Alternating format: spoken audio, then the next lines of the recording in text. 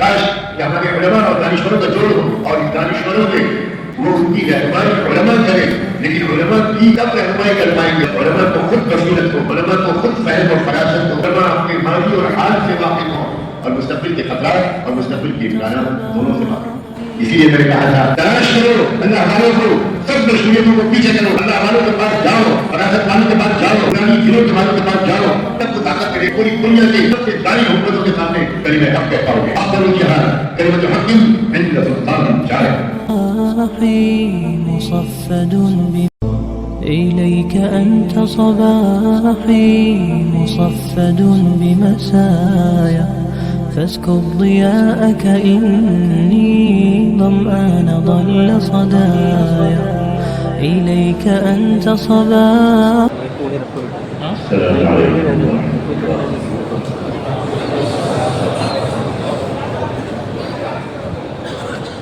الحمد لله وكفى وسلام على عباده الذين اصطفى. أما بعد، أعوذ بالله من الشيطان الرجيم. بسم الله الرحمن الرحيم. وأما الكتاب فكان لغلامين يتيمين في المدينة وكان تحته كنز لهما وكان أبوهما صالحا فأراد ربك أن يبلغا أشدهما ويستخرجا كنزهما رحمة من ربك وما فعلته عن أمري.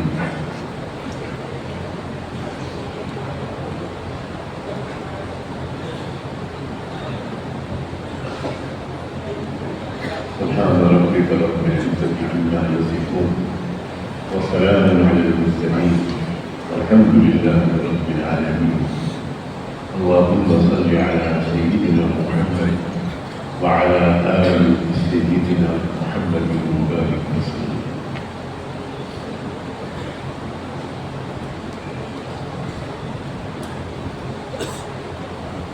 نہایت قدر و احترام اور عزت و تکریم کے مستحق حضرات علماء کرام، اس سے پہلے کہ میں اپنی اصل بات شروع کروں، ایک گزارش کرنا چاہتا ہوں۔ ابھی ہمارے بہت ہی باصلاحیت نوجوان ساتھی ہیں، میرے نام کے آگے امیر الہند کا لقب ہے، اس سے بہت گریز کریں۔ میں اس ملک کا سب سے ادنا مسلمان ہوں۔ امیر الہند کا لقب ہمارے بڑے بزرگ کے ساتھ لگا ہوا ہے۔ کوئی ایسا لفظ نہیں بولنا چاہیے جس سے امت میں اختلاف ہے۔ تو برائے فصل کردن آمدی، نئے برائے فصل کردن آمدی۔ میں امت کو جوڑنے کے لیے سب سے کفن باندھ کر نکلا ہوں۔ امت کو توڑنے کا مجھے بن کر اللہ کے سامنے نہیں جانا چاہیے۔ آپ کی محبتوں کی قدر ہے مگر ایک ایک لفظ کے اثرات ہوتے ہیں۔ تمام جماعتیں ہماری محترم جماعتیں، تمام اکابر ہمارے سروں کے تاج ہیں، اور اگر ان جماعتوں نے، مدارس میں، مکاتب میں، آپ سب نے وہ محنتیں نہ کی ہوتی تو لوگوں کا ارادہ تو اس ملک کو اسپین بنانے کا تھا۔ مختلف طاقتیں مل کر یہ کوشش کر رہی تھی کہ اندلس کی طرح یہاں سے بھی اسلام نکل جائے، ایک کلمہ پڑھنے والا یہاں پر موجود رہے۔ اور آپ لوگ جو مدرسوں اور مکتبوں کی محنت کر رہے ہیں،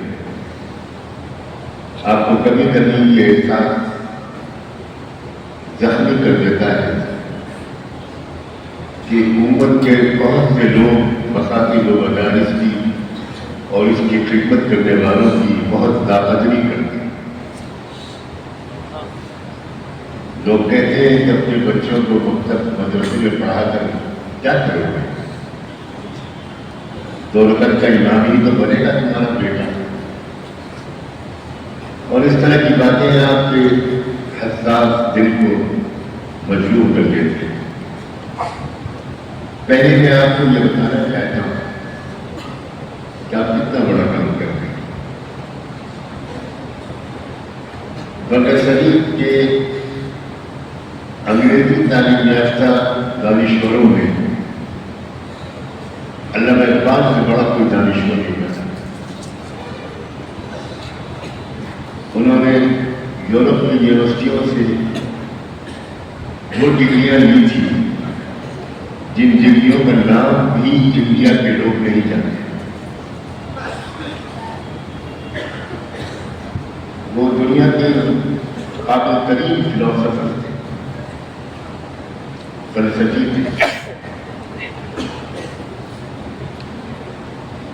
مشرقی اور مغربی یورپ یہ فلسفیوں کو انہوں نے دنیا میں سب سے زیادہ پڑھا۔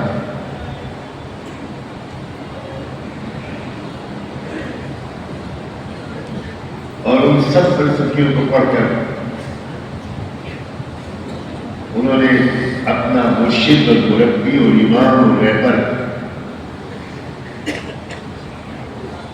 مولانا روم کو بنایا۔ افسوس یہ ہے کہ ہمارے مدارس کے اکثر لوگ یہ باتیں نہیں ہیں۔ کون تھے مولانا روم؟ کیا ہے مصنوعی مولانا روم؟ میرے والد کہا کرتے تھے جس نے مصنوعی مولانا روم نہیں پڑھی اور جو مولانا روم کا عاشق نہیں ہوا اس کو مدرسوں کی سند نہیں دینی چاہیے۔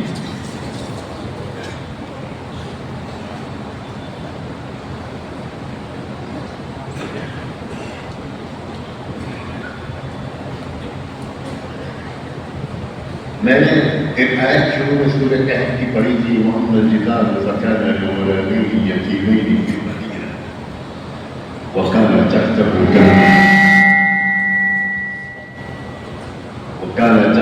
كنز لهما وكان أبوهما صالحا۔ سورہ کہف میں جتنے واقعات بیان کیے گئے ہیں وہ سب ماضی کے واقعات ہیں، اور اس کے باوجود رحمت اللہ صلی اللہ علیہ وسلم نے فرمایا ہے کہ جو فتنہ دجال سے بچنا چاہیے وہ سورہ کہف کی قرأت کرے۔ فتنہ دجال مستقبل کا فتنہ، آخری بڑا فتنہ ہے، اور واقعات سب ماضی کے سنائے گئے۔ یہ ہے قرآن۔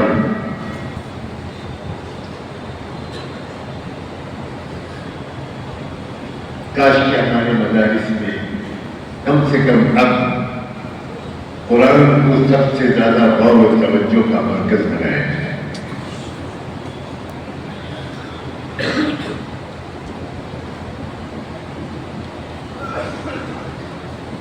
موسیٰ علیہ السلام وقت کے نبی تھے، اولو العزم، صاحب شریعت، صاحب کتاب، رسول تھے۔ اس کے باوجود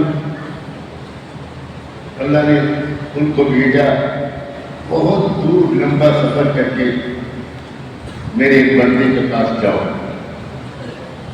تلاش کرو۔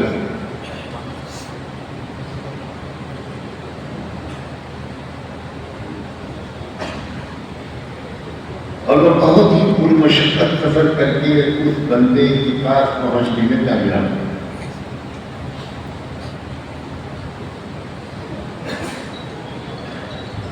اور جا کر اس سے کہا هل اتبعك على ان تعلمني مما علمت رشدا۔ نبی اولو العزم پیغمبر کہ غیر نبی کے پاس گیا اور یہ کہہ رہا ہے کہ تو ایک خاص قسم کی سمجھ آپ کو اللہ نے دی ہے، اس سمجھ کا کچھ حصہ آپ سے لینے کے لیے آئے، کیا آپ مجھے اس کی اجازت دیتے ہیں؟ اور کیا ہم مدرسے کی سند لینے کے بعد اپنے کو بالکل مستقل سمجھتے ہیں، ہمیں کسی اللہ والے کے پاس جانے کی ضرورت نہیں، ہمیں کہیں کچھ سیکھنے کی ضرورت نہیں۔ ہم لڑکی ہو گئے، قاسمی ہو گئے، مظاہری ہو گئے، برا ہو گئے، اب ہم اپنے علاقے کے شیخ الاسلام ہو گئے، سارے علوم ہمارے پاس ہیں، ہمیں کسی کے پاس جانے کی ضرورت نہیں۔ حضرات علماء جو اس وقت قوم کی قیادت نہیں کر پا رہے ہیں، اس کی سب سے بڑی وجہ یہ ہے کہ ہم کسی خضر کو تلاش نہیں کرتے۔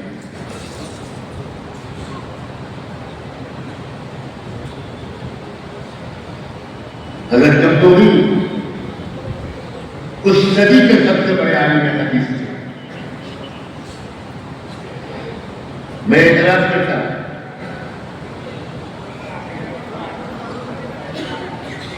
کہ حضرت جمدوری کے علمی مقام کو فقہ الحدیث کے سلسلے میں ان کے بلند ترین مقام کو سمجھنے میں مجھے 12 برس لگے، اس میں بچپن سے اپنے ماں باپ سے حضرت جمدوری کا نام سنتا تھا۔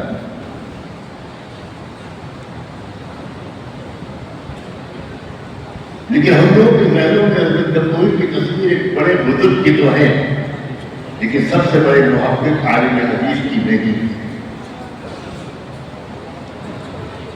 میں جب جامعہ اسلامیہ مدینہ منورہ میں طالب علم تھا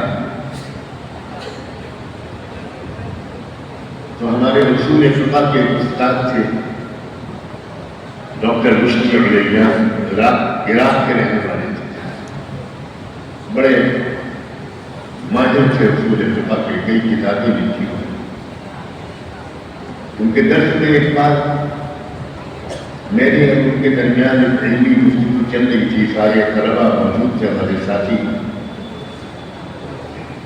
تو میں نے اپنی بات کی دلیل پیش کرنے کی کوشش کرتے ہوئے ایک طالب علم کی حیثیت سے حضرت جمدوری کا نام اس طرح لیا کہ وقال شیخنا الجمدوری، تو حضرات علماء ان علاقی استاد نے مجھے پیار بھرے لفظوں میں ڈانٹا، کہا تعجب یا ولد لا تقل هكذا، قل ويكون امير المؤمنين في حديث الامام الحافظ الحجه رشید احمد الجمدوری۔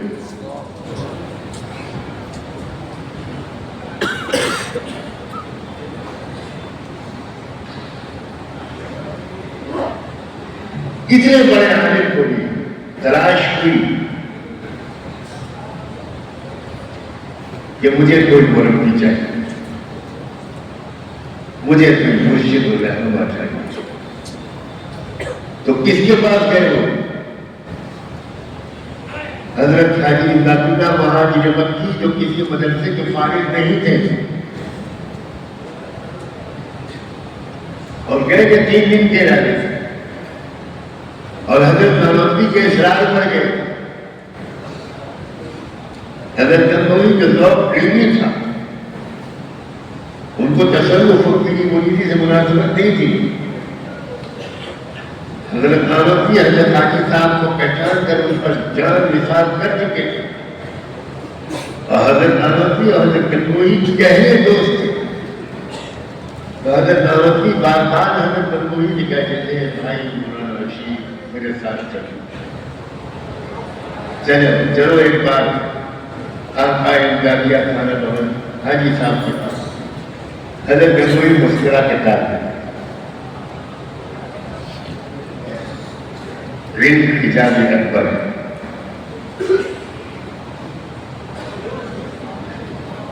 بالآخر ایک بار حضرت جمدوری آمادہ ہو گئے اور 3 دن کا وعدہ لے کر حضرت نانوتوی سے کہ 3 دن سے زیادہ مت کہہ رہے تھے۔ 3 دن کے بعد حضرت حاجی صاحب نے کہا اچھا مجھے رشید صاحب 3 دن ہو گئے تو کب آپ رخصت ہو رہے ہیں؟ حضرت گنگوہی نے کہا جب تک میں مسلمان نہیں بنوں گا یہاں سے واپس نہیں جاؤں. حضرت گنگوہی نے پوچھا مجھے رشید کیا ہوا؟ کہہ رہے ہیں قاسم جلیبی کو دور سے دیکھا تھا، جلیبی چکی یہاں، نماز پڑھتا تھا لیکن نماز کیا ہے وہ یہاں آ کر تھا. میں نے موٹی موٹی کتابیں لکھی، زندگی کی شرح لکھی، لیکن نماز یہاں پڑھی. حضرات علماء اللہ کے واسطے اپنے اوپر کرتا ہے، اس کمی کو دور کرو. کسی خضر صفت اللہ کے بندے کو تلاش کرو. قیامت تک یہ امت ایسے بندوں سے خالی نہیں ہو.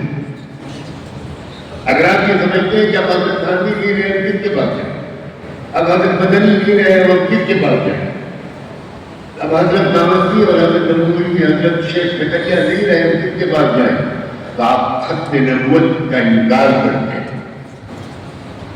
نبوت محمدی کا فیض قیامت تک جاری رہے گا. اور اگر کوئی یہ سمجھتا ہے کہ نبوت محمدی کے اوصاف کے وارثین قیامت سے پہلے اٹھا لیے جائیں گے تو وہ انکار کر رہا ہے یا تجاہل برت رہا ہے ختم نبوت اور اس کے جاری و ساری فیضان. مصیبت تلاش کرنے کے جذبہ ختم، اپنی کمیوں کو محسوس ہی نہیں کرتے. ہمارے سجدوں میں حرارت نہیں ہے، ہمارا جسم رکوع میں جھک رہا ہے، دل بازاروں میں گھوم رہا ہے. اولیاء اللہ علماء ربانیون وضو میں روتے تھے، ہم رمضان کی نمازوں میں ہی گئے. میں اپنے والد والد کو دیکھتا تھا ہر وضو میں بلا استثناء ہر وضو میں میری احتیاط کے مطابق وہ جس وقت چہرے دھوتے تھے اللہ فبرتگی وجہی یوم تبیض وجوہ وتسود وجوہ، یہ پڑھتے تھے اور دھوتے تھے. جب ہاتھ دھوتے تھے اللہ اغفر لی ذنبی ووسع لی فی داری وبارک لی فی رزقی، یہ پڑھتے رہتے تھے اور دھوتے رہتے تھے. اس کا وضو میں یہ حال ہوتا ہو، مجھے بتانے کی ضرورت ہے کہ ان کا نماز میں کیا حال ہوتا ہو.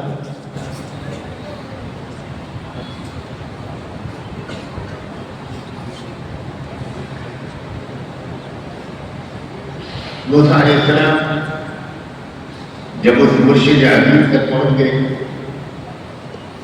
تو انہوں نے پہلے تو کہا کہ دیکھو لن تستطیع معی صبرا، تم جھیل نہیں پاؤ، تم برداشت نہیں کر پاؤ. کیوں؟ علم کے دو قسمیں، ایک علم تشریع علم شریعت اور ایک علم تکوین. موسیٰ تم کو علم تشریع دیا گیا ہے اور اس میں تم دنیا کے امام، لیکن مجھے جو علم دیا گیا ہے وہ علم تکوین ہے. اور علم تکوین والا وہ علم تشریع والا نہیں کھیلتا. سمجھ نہیں پاؤ.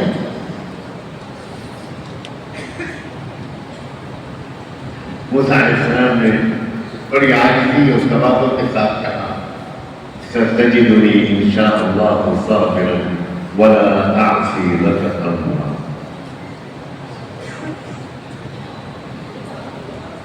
لوگ کہتے ہیں تصوف پہ اطاعت شیخ کیوں لازم ہے؟ پوچھو موسیٰ علیہ السلام سے کہ انہوں نے یہ وعدہ کیوں کیا تھا ولا اعصی لک امرا. لگاؤ فتویٰ ان پر.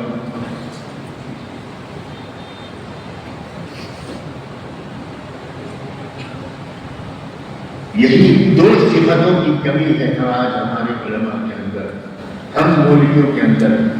ستجدنی ان شاء اللہ صابرا یہ صفت بھی نہیں ہے، ولا اعصی لک امرا یہ صفت بھی نہیں.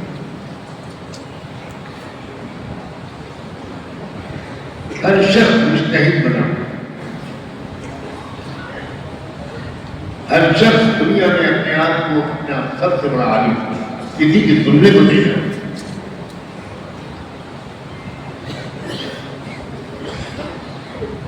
انا خیر منہ.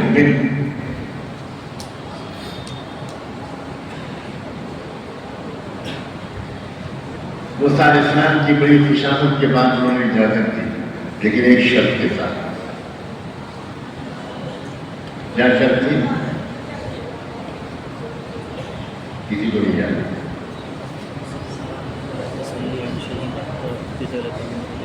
آیت پڑھو.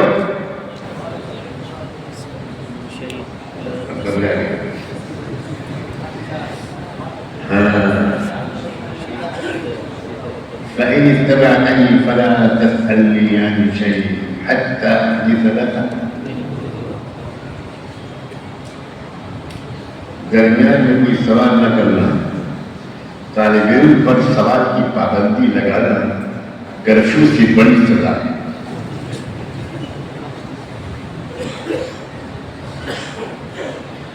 ذہین طالب علم اور سوال نہ کریں. لیکن موسیٰ علیہ السلام نے کہا بیچ میں بولنا نہ. وعدہ کر لیا موسیٰ علیہ السلام جیسے ہمارے بہت سے طلبا وعدہ کر لیا. اس کے بعد کئی مرحلے آئے. میں سب مرحلوں کو بیان نہیں کر پاؤں گا. کشتی میں سوار ہوئے، کشتی میں سوراخ کر دیا. موسیٰ علیہ السلام کا عالمانہ مزاج بے چین ہو گیا. اخرجتها لتغرق اهلها لقد جئت شيئا.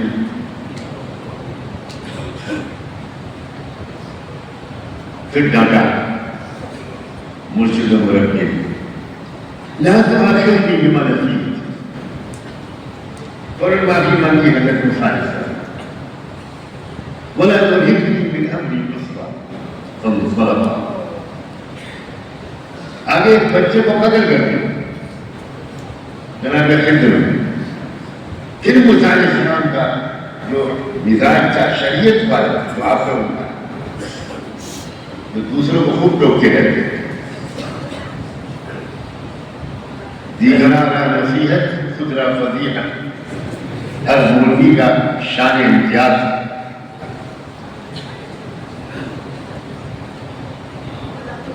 اخذت نفس ذریعہ بغیر لیلہ. کیوں آ گیا؟ پھر ڈانٹا. پھر بول پڑے تو پھر چپ رہے. پھر بول پڑے خاموش نہیں رہ جاتا. پھر معافی مانگی اور وعدہ کیا کہ اب کیا اگر میں کچھ بولوں تو میرا نام اخراج کر دیا جائے. محترم صاحبہ اخراج کرنے کے بڑے ماہر. جس لڑکے نے ہڈیاں کم کیا اس کا اخراج. جو گھر سے بنایا ہوا اپنا کا ڈنڈو محترم صاحب کو نہیں دے گا اس کو چھوٹی سی سزا پر اخراج. اور جو مالدار بچے پٹاتے رہیں گے ان کے اوپر قتل کا مقدمہ بھی معاف. رات پول کھولوں گا.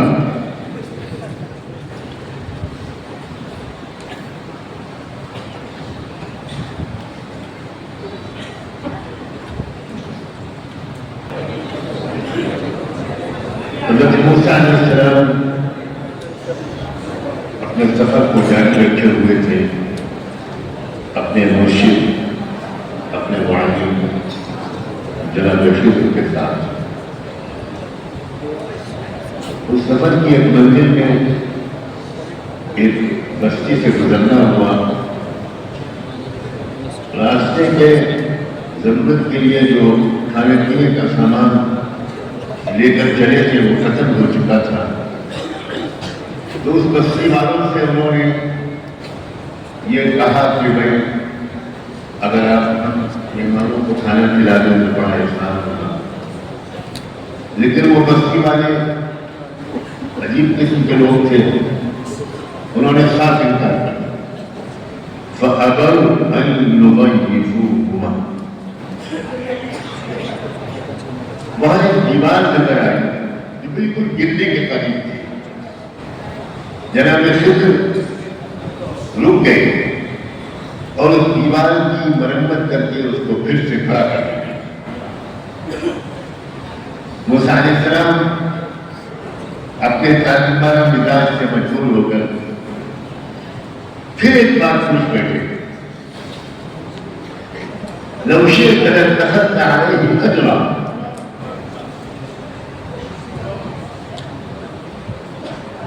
آپ نے اتنا بڑا کام کر دیا کہ دیوار کی مرمت کر کے اس کو پھر سے کھڑا کر دیا، اس وقت تو ہم لوگ مستحق تھے، آپ اس کی اجرت دے رہے،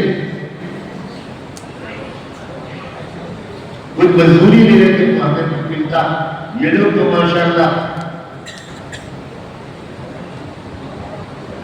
ایسے مزاج کے کہ انہوں نے ہم کو ایک وقت تک کھانا کھلانے سے انکار کر دیا، تو ایسے لوگوں کے ساتھ یہ رویہ جبکہ ہم لوگ بھوکے ہیں اور کھانے کا سامان ہمارے پاس نہیں رہا۔ تو موسیٰ علیہ السلام نے کہا، حضرت خضر نے کہا، بس اب تم میرے ساتھ نہیں چل سکتے، بار بار کہتا ہوں چپ چاپ رہو اور بار بار تمہاری مدرسے کے رنگ کھڑک جاتے ہیں، تو اب میں تم کو بتاتا ہوں،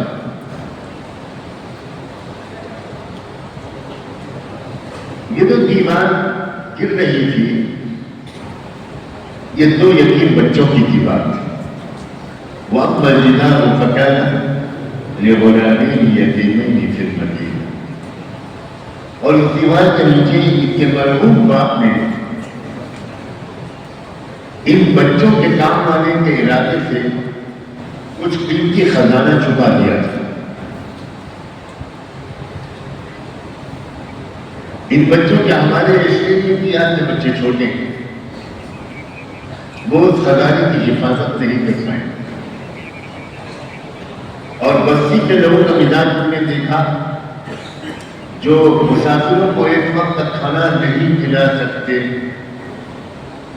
ان سے یہ کیا امید ہے کہ وہ بچوں کے لیے اس خزانے کی حفاظت کریں گے، وہ تو اس کو لوٹ لیں گے، لیکن چونکہ یتیم بچوں کا باپ ایک نیک انسان تھا، وَكَانَ أَبُوهُمَا صَالِحًا، اور اللہ کی سنت ہے کہ نیک ماں باپ کی اولادوں کی بھی اللہ حفاظت کرنا،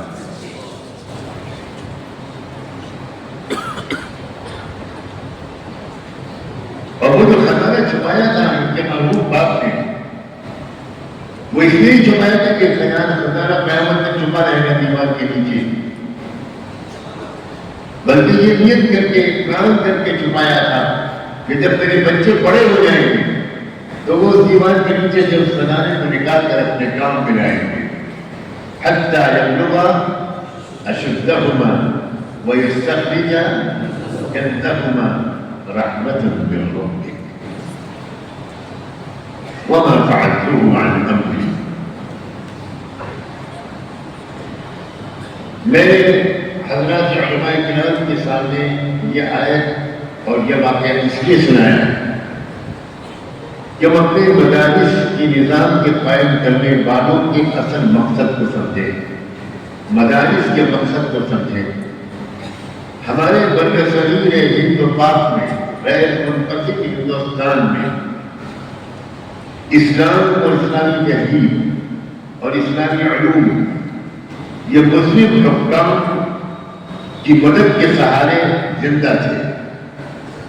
ہمارے مدارس، ہماری خانقاہیں، ہمارے اوقاف، ہمارے علماء،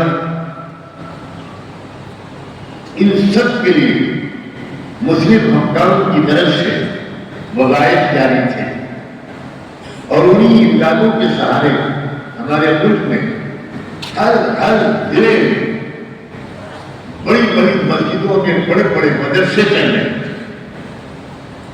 ہزاروں علماء قرآن حدیث کی تدریس و تشریح میں مشغول تھے، ایک ایک حلقہ درس میں 20-20 ہزار طلبہ شریف ہوتے۔ انگریز حکومت آئی تو اس نے اوقاف کا قبضہ کیا، مدرسوں کو بند کروایا،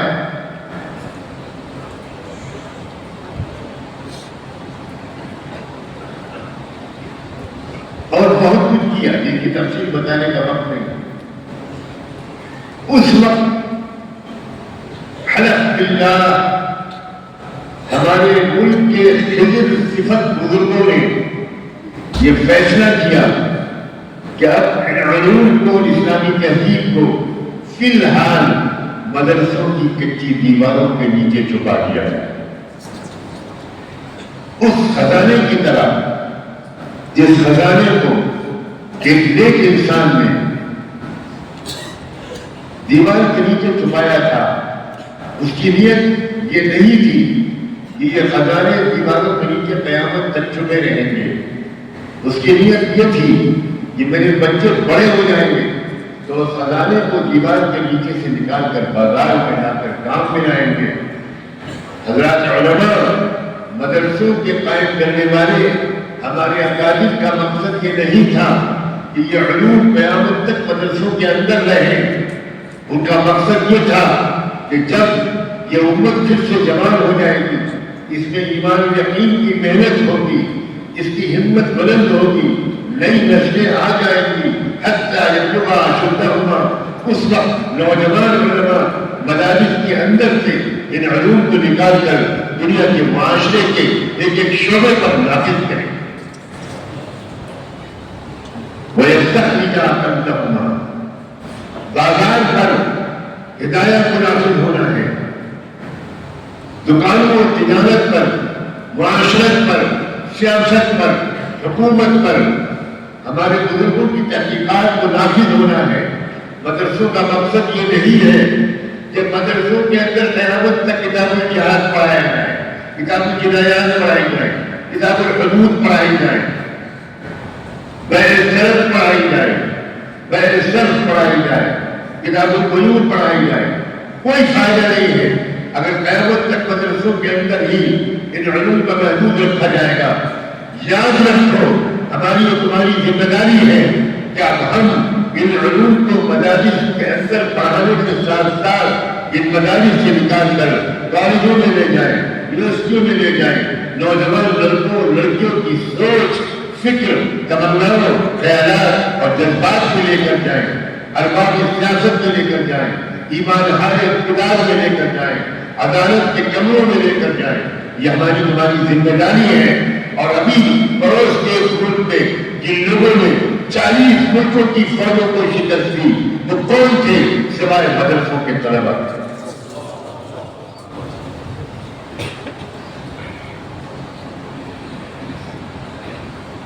انہوں نے اپنا نام مجاہدین نہیں رکھا، انہوں نے اپنا نام غازی نہیں رکھا، انہوں نے اپنا نام رکھا کون ہے؟ طالبان. ہم مدرسے کی طرف ہیں.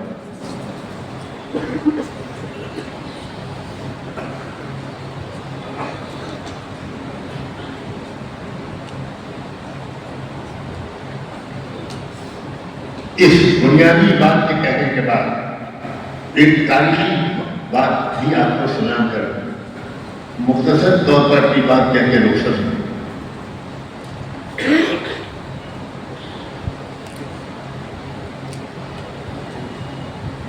ملک کے آزاد ہونے سے پہلے جب یہ یقینی ہو گیا تھا کہ آج نہیں تو کل انگریز ملک کو چھوڑ کر جائیں گے اور یہ ملک یہاں کے باشندوں کے انتظام میں آ جائے گا، اس وقت ایک ہی دو جماعتیں تھیں ہمارے مسلمانوں کی، ایک مسلم لیگ، ایک جمعیت علماء ہند. مسلم لیگ تو کانگریس کی دھوکوں سے مجبور ہو گیا، آخر میں ملک کی تقسیم کے بٹوارے کے مطالبے پر آ گئی تھی. یہ ایک لمبی کہانی.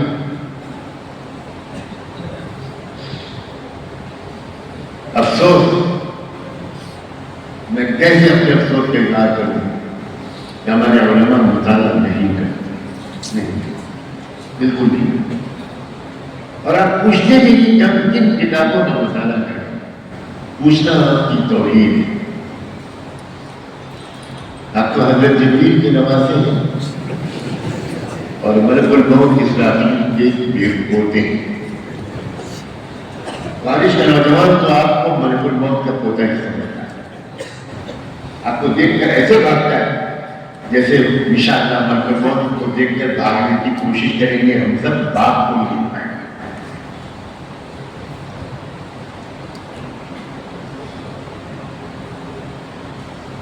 ایک مشورہ ہوا جو علماء ہند کی مجلس عاملہ میں زبردست تاریخ ساز ہے،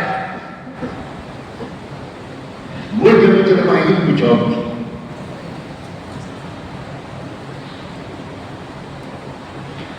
مشورہ یہ ہوا کہ ہم کو آزادی کی اس لڑائی میں کیا کرنا ہے۔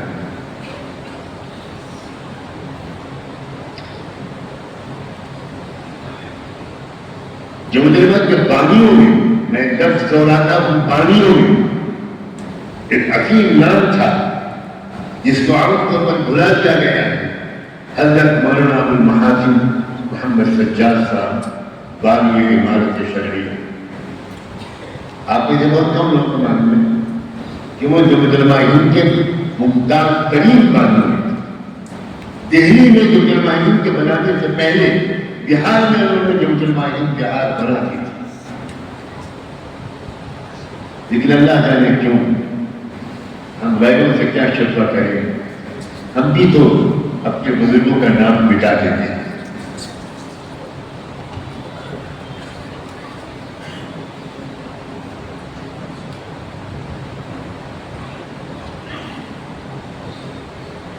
حضرت مولانا ابو المحاسن محمد سجاد صاحب کی رائے یہ تھی کہ کانگریس کے ساتھ غیر مشروط الحاق بالکل نہ کیا جائے۔ سنیے گا کان کھول کر،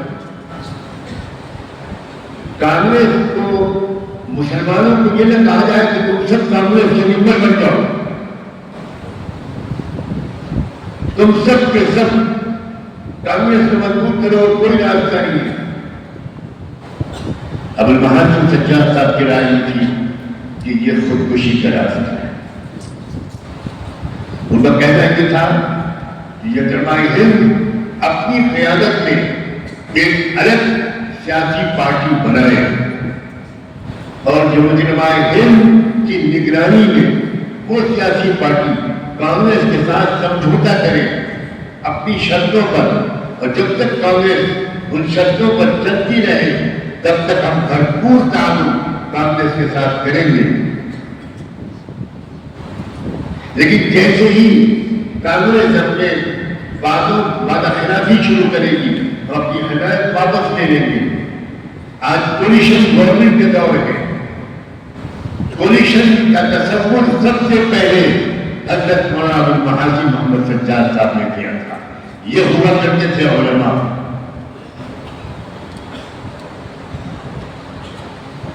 لیکن اس وقت ملک میں ہندو مسلم دشمنی تقسیم کے پیش نظر پورے فسادات جو اس لیے کروائے گئے تھے کہ مسلمان جہاں سے ملک چھوڑنے پر مجبور ہو تاکہ اکیلے ہم اس ملک پر برہمن راج قائم کر سکیں،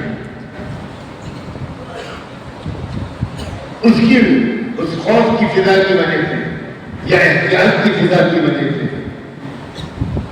ہمارے دوسرے اکابر میں جو واللہ 100% مخلص تھے، اللہ والے تھے، ائمۃ الہدیٰ تھے، ہمارے سروں کے تاج تھے، انہوں نے حضرت مولانا ابو المحاسن سجاد صاحب کی رائے سے اتفاق نہیں کیا اور انہوں نے کہا کہ نہیں، اس وقت الگ سیاسی پارٹی بنانے کا وقت نہیں ہے، اس وقت تو بس کانگریس کو تقویت پہنچانے کا ایک ہی راستہ ہے۔ اب آپ بتائیں کاش کہ اس وقت اپنی الگ سیاسی طاقت بنانے کا فیصلہ کر لیا گیا ہوتا تو کیا آج ہمارا یہ حال ہوتا؟ میں آپ سب سے جواب چاہتا ہوں۔ میں اپنے بزرگوں کو تنقید کرنے کے لیے نہیں بیٹھا ہوں، اس سے بڑی منحوس کوئی بات نہیں۔ میں ان بزرگوں کی چوٹیوں کے تلووں پر لگی ہوئی گندگی کے برابر نہیں. کعبۃ اللہ کا پردہ پکڑ کر شیخ الاسلام حضرت مدنی کے اخلاص و للہیت اور ان کے مقرب اللہ ہونے کی قسم کھاتا ہے. میری والدہ حضرت مدنی سے بیعت تھی.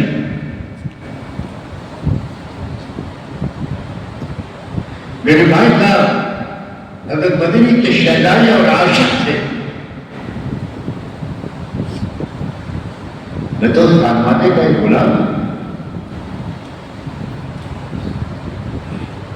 لیکن شیخ الاسلام حبیب الینا ولکن الحق احب منه. ابن قیم رحمۃ اللہ علیہ شیخ الاسلام ابن تیمیہ کے سب سے عزیز شاگرد تھے.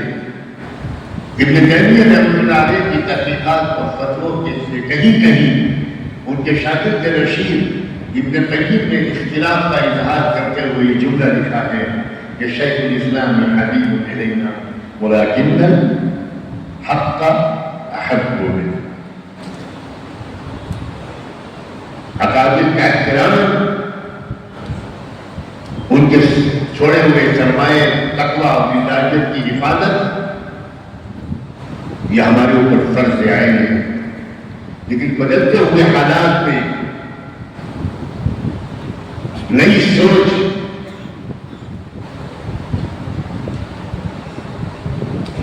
نئے حل تلاش کرنے کی بھی ضرورت ہے، اور یہ بھی انہی بزرگوں کی تعلیمات ہے.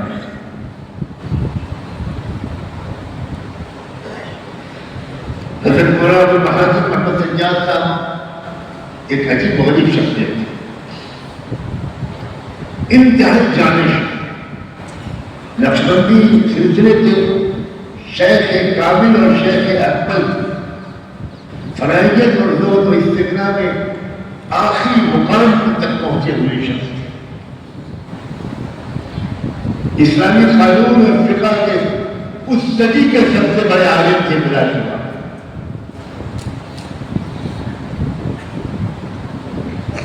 عدالت اسلامی طریقے پر کیسے چلے اس فن کے مجدد تھے.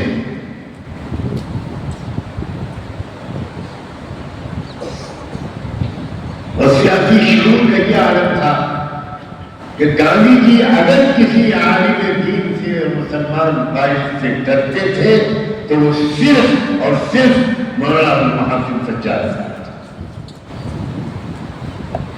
مگر مجھے شبہ ہے کہ آپ لوگوں نے ان کا نام بھی آپ کہہ لوگ نہیں ہیں، آپ سچے انسان نہیں سنا. کیا کہا جائے؟ کاش کہ ہمارے نوجوان علماء حیات سجاد پڑھ لیں، مقالات سجاد پڑھ لیں، مقاصد کے سجاد پڑھ لیں، اور سوارے مولانا ابوالمحاسن محمد سجاد صاحب یہ 4 کتابیں پڑھو تو 14 طبق روشن ہوگی، بصیرت حاصل ہوگی. مولانا ابوالمحاسن سجاد صاحب نے جب دیکھا کہ ملکی پیمانے پر ان کی رائے قبول نہیں کی گئی تو وہ چھپ کر بیٹھے نہیں، اپنے ریاست بہار گئے. بہار میں انہوں نے علماء کا ایک مجمع بلایا، ان سے ایک مجموعی فتویٰ حاصل کیا. اس کے بعد وہاں انہوں نے نگرانی جمعیت علماء بہار کی نگرانی میں، انجمن علماء بہار کی نگرانی میں وہاں ایک سیاسی پارٹی بنائی. اس کا نام تھا مسلم انڈیپینڈنٹ پارٹی، اور اس پارٹی نے الیکشن لڑا اور اس پارٹی نے نمبر 2 کی حیثیت بہار میں حاصل کر لی پہلے سن 1936 میں. مسلم لیگ کو 1 سیٹ بھی نہیں ملی پورے بہار میں. کانگریس اکثریت میں نہیں آئی لیکن سنگل لارجسٹ پارٹی بن گئی، سب سے بڑی پارٹی. نمبر 2 کی بڑی پارٹی بنی مسلم انڈیپینڈنٹ پارٹی، جس کی قیادت کر رہے تھے بیرسٹر یونس، جو حضرت مولانا ابوالمحاسن سجاد صاحب کے عاشق تھے اور قانون کی ڈگری لندن سے لے کر آئے تھے. ملک کے چوٹی کے ماہرین قانون میں سے تھے. کاش کہ ہمارے علماء اور دانشوروں کا جوڑ ہو اور ان دانشوروں میں، ماہرین قانون میں، وکلاء میں، ڈاکٹروں، انجینئروں میں، صحافیوں میں، سیاستدانوں میں جو اصحاب ایمان موجود ہیں وہ ان کی رہنمائی علماء کریں. لیکن علماء کی کب رہنمائی کر پائیں گے جب علماء کو خود بصیرت ہو، علماء کو خود فہم اور فراست ہو، علماء اپنے ماضی اور حال سے واقف ہوں اور مستقبل کے خطرات اور مستقبل کے امکانات دونوں سے واقف ہوں.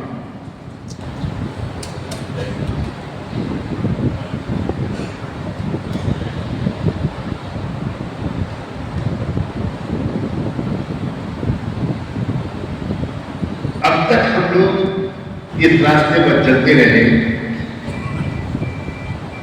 وہ راستہ یہی تھا کہ ایک پارٹی کو ہرانے کے لیے دوسری پارٹیوں کو ووٹ دیتے ہیں. دو بھائی یہی تھا نا. اور واقعی اس کے سوا ہمارے سامنے کوئی راستہ تھا. جذباتی تقریریں کر لینا آسان ہے، لیکن اس کے سوا ہمارے پاس کوئی راستہ بچا نہیں تھا. اگر شروع سے وہ بات قبول کر لی جاتی تو بات دوسری ہوتی، لیکن بہرحال جو مقدر تھا وہ ہوا. ہمیں اس پر غم کرنے کی، اپنی انرجی ضائع کرنے کی کوئی ضرورت نہیں. کیا ہم نئے سرے سے مستقبل کی پلاننگ نہیں کر سکتے؟ میں جواب چاہتا ہوں، نئے سرے سے کچھ سوچنے کی ضرورت ہے. میں آپ کو خوشخبری سناتا ہوں. نئے سرے سے کچھ سوچنے کے اتنے سازگار حالات اس وقت اس ملک میں بن گئے ہیں اللہ کی تقدیر سے کہ اگر یہ موقع ہم نے آپ کی جانے دیا، اللہ جانے پھر کتنے سال کے لیے ہم پھر پچھڑ جائیں. میں کیا کہہ رہا ہوں کہ اتنے سازگار حالات.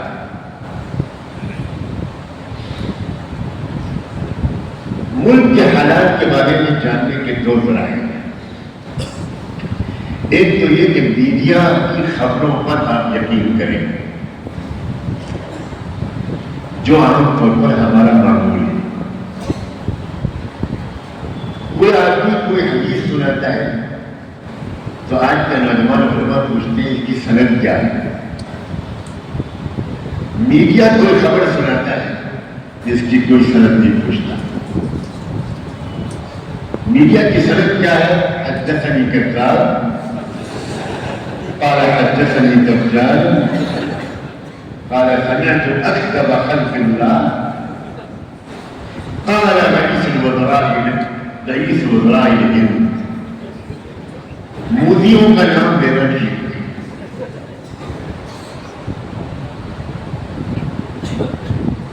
مودی کے نام سے بھی تکلیف ہوتی ہے. المغنی، میں اور کچھ تو کہہ رہا ہوں، اس پر غلط الزام مت لگانا.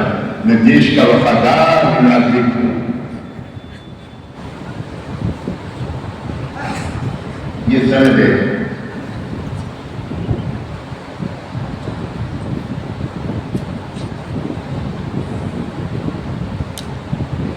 علماء اس جھوٹی سند پر یقین کریں جو سب سے زیادہ حیرت کی بات ہے. وہ تو جرح و تعدیل پڑے ہوئے ہیں. حسن غریب، حسن صحیح غریب، حسن غریب من وجہ، یہ سب پڑھ چکے ہیں اور پڑھا چکے ہیں. لیکن جب ٹی وی کھول کے بیٹھتے ہیں تو سمعنا وصدقنا. انڈیا ٹی وی، اوہو، حضرت جبریل سے لے کر آیا.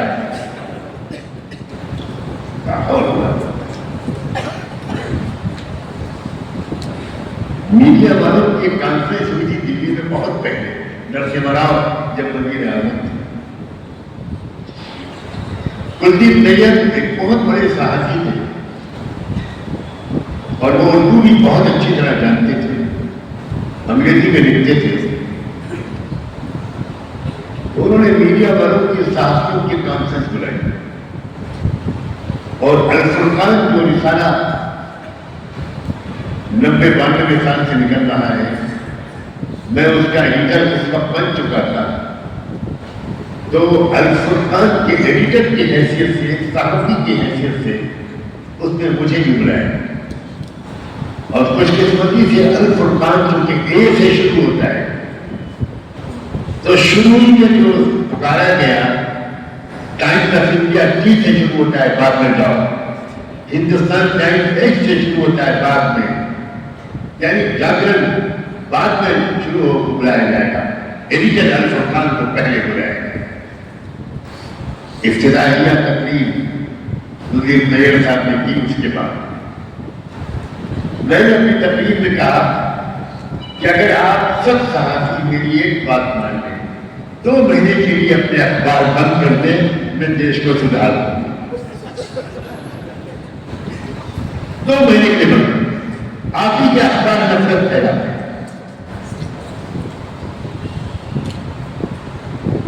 یہ سب بند کر دیجیے، تنہا میں ذمہ داری لیتا ہوں دیش سدھار۔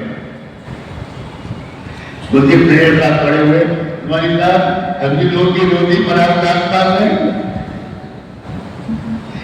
لیکن مجھے پریئر صاحب نے اپنی آخری تقریر میں میری بہت تعریف کی، بہت شکریہ ادا کیا اور کہا سچی تقریر، سچی بات اس پوری نیشنل کانفرنس میں اگر کسی نے کی ہے مولانا نعمانی نے کی ہے۔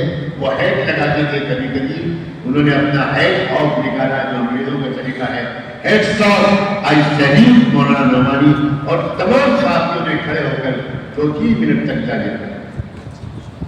سچائی کی گواہی دینے کی جرات کرو، یہ ملک ترس رہا ہے سچ بولنے والوں، یہ ملک ترس رہا ہے بہادروں کے لیے، یہ ملک ترس رہا ہے حوصلہ مندوں کے لیے، جن کا اللہ پر یقین ہے، وہ کسی غیر سے کیوں ڈر سکتے؟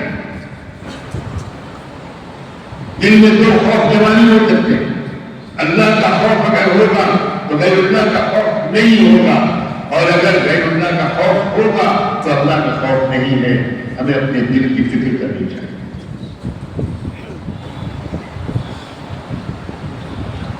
سامنے حالات کی تفصیلات بیان کرنا چاہتا ہوں۔ اس ملک کی جات برادری جو شمالی ہند میں رہتی ہے، مغربی اتر پردیش میں رہتی ہے، ہریانہ میں رہتی ہے، پنجاب میں رہتی ہے، کچھ دوسرے اور صوبوں میں بھی ہیں، جات برادری بدترین درجے کی مسلم دشمن بن چکی تھی۔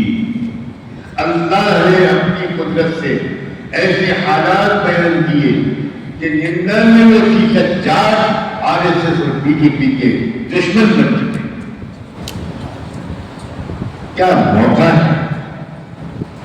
ہریانہ میں الیکشن ہونے والا ہے، تمام سروے رپورٹس بھی کہہ رہی ہے کہ BJP کا پورا حشر ہونے والا ہے ہریانہ میں، سوائے اس کے کہ EVM پر دھاندلی ہو، اس کے وہ عالمی چیمپئن۔ اگر جھوٹ بولنے میں اور بےایمانی میں خدا کرے کوئی اولمپک مقابلہ ہو، مجھے یقین ہے ہمارا یہ دیش گولڈ میڈل لے کر آئے۔ ان سے آگے کوئی جھوٹ نہیں بول سکتا۔ امریکہ اور اسرائیل ان کے ددیال اور ننیال ہیں، وہیں سے ان کو وراثت ملے گی، اور سسرال کیا ہے وہ میں ابھی نہیں بتاؤں، اس کے کئی سسرال ہیں، نہیں سمجھے؟ فرشتے ہیں آسمان کے آئے، کیا سمجھیں گے ان پر؟ کئی سسرالیں ہیں جناب جی، اور مشہور یہ ہے کہ بیوی کو چھوڑ رکھا۔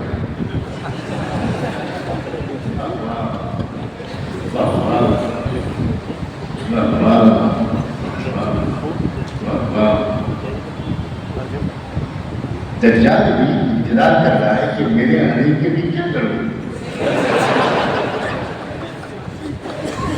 میرے شاگرد میرے کام کر رہے ہیں، میں ابھی تھوڑا انتظار، جب سچ دوبارہ آنے لگا تو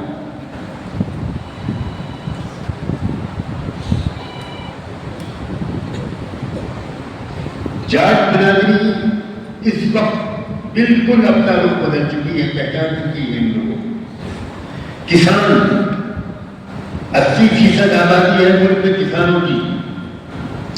نارتھ انڈیا، شمالی انڈیا سے لے کر تامل ناڈو کے کسانوں تک اس وقت بھرپور طریقے پر سنت پریوار اور فرقہ پرست طاقتوں کے خلاف اعلان جنگ بلند کر رہے ہیں. نکل آئے ان کے چپل سے وہ. کیا اللہ کی قدرت ہے. ہماری جماعتوں نے کوئی کوشش اس سلسلے میں کی ہو میرے علم میں نہیں. ہماری جماعتوں نے رام لیلا میدان میں مدرسوں کے اساتذہ اور طلبا کو بسوں میں بلا کر رام لیلا میدان میں وہ بھر کر یہ تاثر دے دیا کہ ہماری طاقت بہت بڑی ہے. لیکن ہماری جماعتوں نے کسانوں سے رابطہ نہیں قائم کیا. سکھ لیڈرشپ، سکھ قوم جو مسلمانوں کی خونی دشمن ہو چکی تھی، وہ سکھ قوم بڑے بڑے جلسوں میں ان کے مذہبی اور سیاسی لیڈران ہاتھ جوڑ کے معافی مانگ رہے ہیں. مسلمانوں ہمیں معاف کر دو، آپ ہمارے دوست تھے، ہم نے آپ کو کسی کے بہکاوے میں آ کر دشمن سمجھا، اب جن کو ہم نے دوست سمجھا تھا وہی ہمارے دشمن نکلے، اور جن کو ہم نے دشمن سمجھا تھا وہی ہمارے دوست نکلے. حالات سازگار ہونے کی تفصیل بیان کر رہا ہوں. تبدیل ہو رہا ہے ملک کے مزدور بے چین ان کو قیادت نہیں مل گئی. کمیونسٹ پارٹی مزدوروں کی قیادت کرتی تھی. کمیونسٹ پارٹی ختم ہو چکی. سوویت یونین کے ٹوٹنے کے بعد کمیونسٹ پارٹی کمزور ہوتی چلی گئی. اب مزدور بھی تلاش کر رہے ہیں کوئی ہے طاقتور گروہ جو ہماری آواز بلند کرے. علماء کو بالکل خبر نہیں ہے غالباً کہ پچھلے پارلیمنٹ کے سیشن میں مزدوروں کے بارے میں اتنے گندے اور کالے قانون بنائے گئے ہیں کہ مزدور جانور سے بدتر ہو گیا ہے ملک کا. لیکن مزدوروں کے کندھے پر ہاتھ رکھ کر ان کی ہمت بڑھانے والا نائب رسول مسجد و مدرسے میں بیٹھے ہوئے. کیا لکھ رہے ہیں؟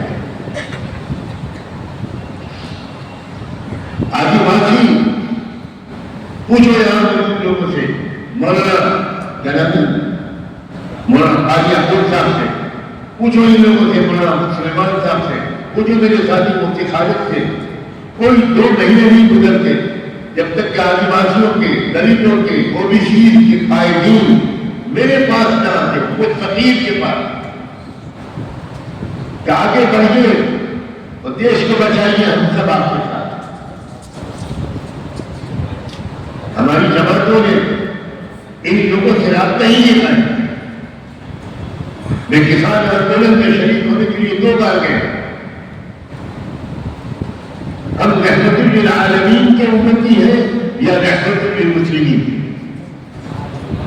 بتاؤ جواب دو. ہم رب العالمین کے بندے ہیں یا رب المسلمین کے بندے ہیں؟ جو ہم نے اپنی محنتوں کو صرف مسلمانوں تک محدود رکھا. 4000 سال سے اس ملک کے جو اصلی باشندے تھے، مول نواسی، جو اوریجنل بھارت کے ڈریوڈین نسل کے لوگ تھے، جن کو دلت کہا جاتا ہے، 4000 سال سے اس دیش میں باہر سے آنے والے آریت یعنی برہمنوں نے ان کو غلام بنا رکھا ہے. لیکن کسی مسلمان کو توفیق نہیں ہوتی کہ ان دلتوں کے پاس جا کر بیٹھے، ان کی جھوپڑیوں میں جائے، ان کے ساتھ چائے پیے، ان کو عزت کے ساتھ اپنے گھر بلائے.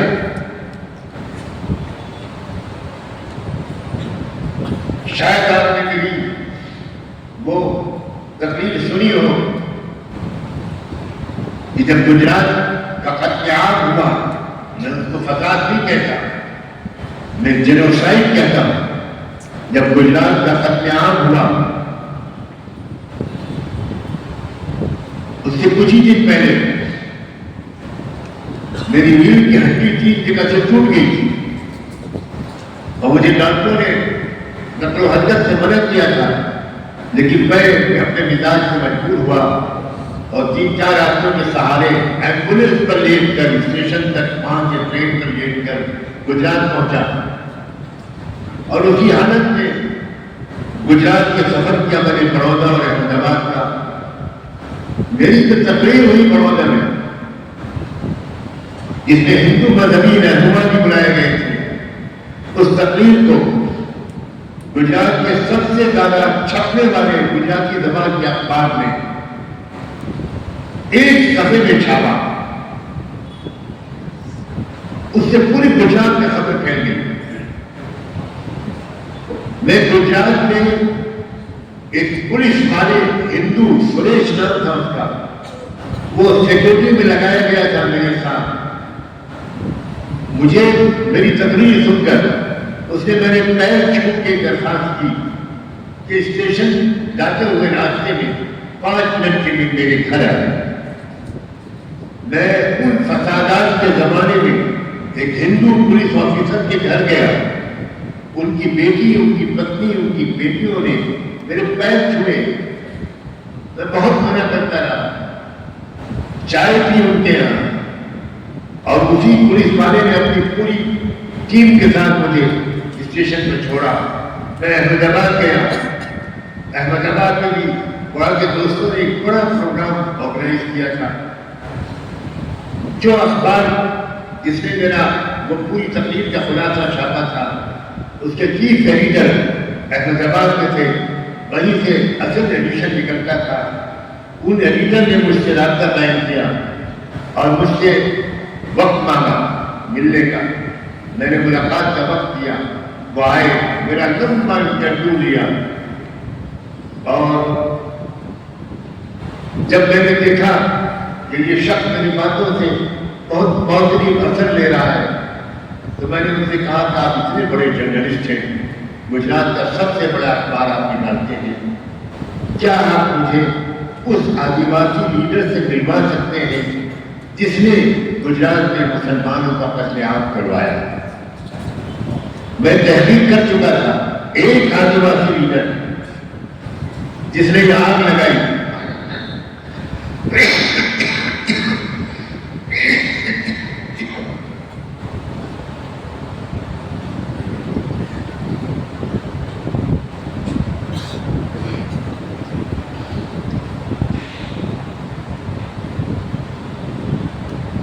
تو اس نے کہا کہ مولانا صاحب بہت مشکل ہے، وہ آدیواسی لیڈر مسلمانوں کی صورت ہی نہیں دیکھنا چاہتا، خون کا پیاسا ہے۔ میں نے کہا کہ آپ میرا پیغام مجھ تک پہنچائیں۔ میں اس سے اکیلے میں ملاقات کروں۔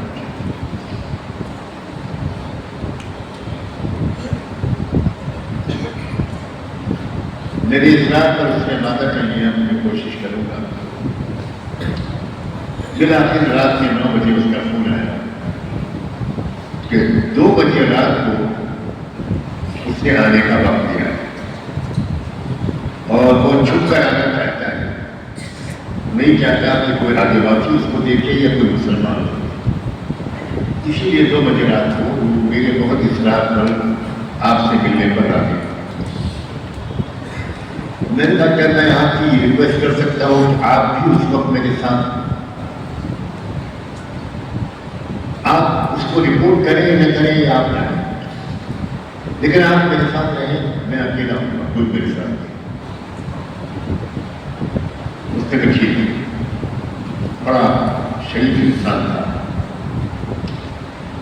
آدیواسی لیڈر 2 بجے رات کو میرے پاس آیا، وہ ایڈیٹر صاحب بھی آئے۔ میں نے آدیواسی لیڈر کو گلے لگا کر ان کا شکریہ ادا کیا اور ان سے کہا کہ آپ کو رات میں آنے کی میں نے تکلیف دی، میں معافی چاہتا ہوں۔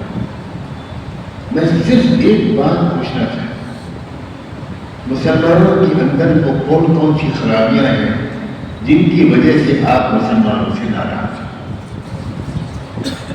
صرف مجھے اتنا بتا دیں تاکہ میں اپنے مسلم سماج کی ان برائیوں کو دور کرنے کی کچھ کوشش کر سکوں۔ بس مجھے آپ سے کوئی شکایت نہیں کرنی، کوئی جواب طلب نہیں کرنا، صرف اتنا پوچھنا ہے کہ مسلمانوں کی کیا غلطیاں ہیں۔ وہ حیران ہے۔ چلے خان سر چکا کر آپ کو پڑھنا پڑتا، آپ جو ہوتا ہے آپ عام معلوم نہیں، میں تو یہ سمجھ کر آیا تھا کہ آپ پتہ نہیں کیا کیا مجھ سے پوچھی. میں نے کہا بالکل بالکل. آپ ایک شکتیشالی نیتا ہے، لیڈر ہے، اس دیش کے اصل باشندوں کے آپ رہنما ہیں. میں آدیواسیوں کی تعلیم جانتا ہوں، اس لیے میں آپ کی اہمیت سمجھتا ہوں. میں صرف یہ جاننا چاہتا ہوں مسلمانوں سے کیا غلطی ہوئی. اس نے کہا کہ مولوی صاحب میں آپ کو بتاؤں، ہماری آدیواسی قوم 80-90% نالوں کے کنارے پر رہتی ہے، ان کو گاؤں میں رہنے کی اجازت نہیں. ہم سور چراتے ہیں، نالوں کے کنارے رہتی ہے ہماری قوم.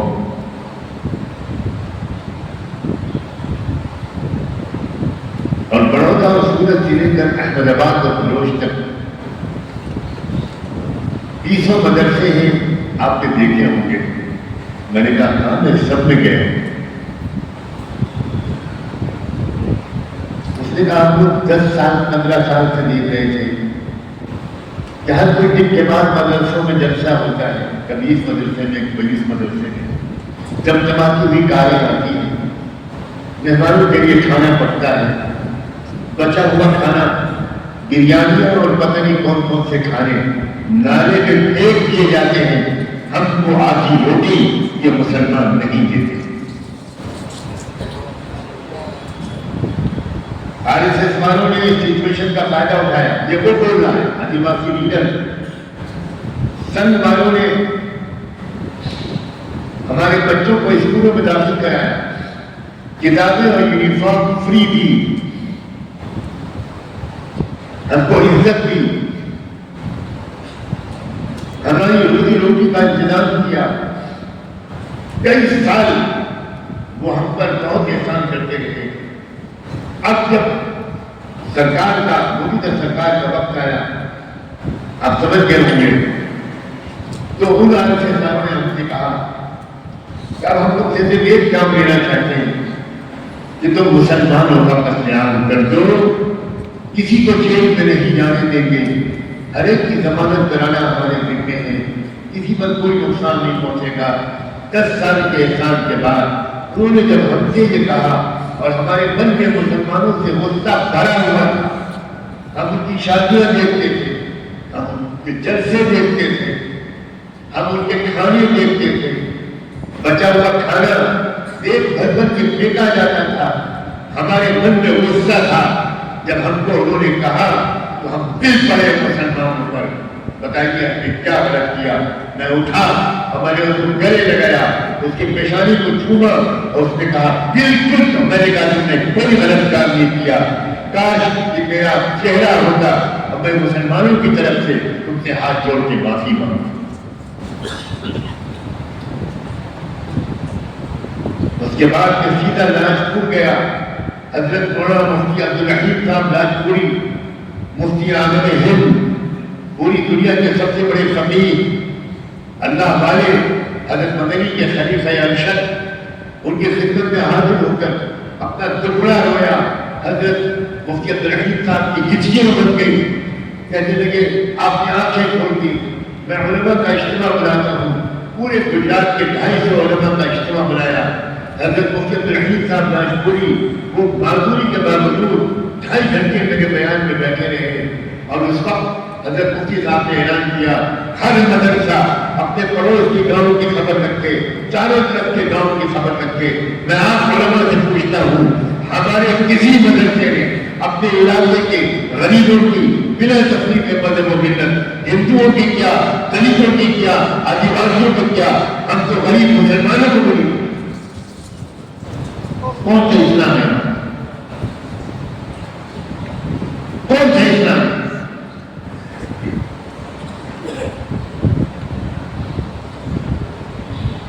کاش اس وقت جو ماحول بنا ہے، آدیواسی موجودہ سرکار سے امیدیں لگائے بیٹھے تھے، مگر جھارکھنڈ کے آدیواسی چیف منسٹر کو موجودہ سرکار نے جیل میں ڈال کر آدی واسیوں کو بتا دیا کہ تم ہمارے باتوں پر بہکاؤ پہ مت آنا. آدی واسی اس وقت تلوار نکال کر نکل آئے ہیں میدان میں کہ بی جے پی کو جھارکھنڈ میں نہیں جیتنے دیں گے. میں آپ سب کی نمائندگی کے طور پر جھارکھنڈ بھی ہو کر آیا ہوں, جموں کشمیر بھی ہو کر آیا ہوں, مگر میں اپنے عام علماء کو بالکل بات نہیں پاتا.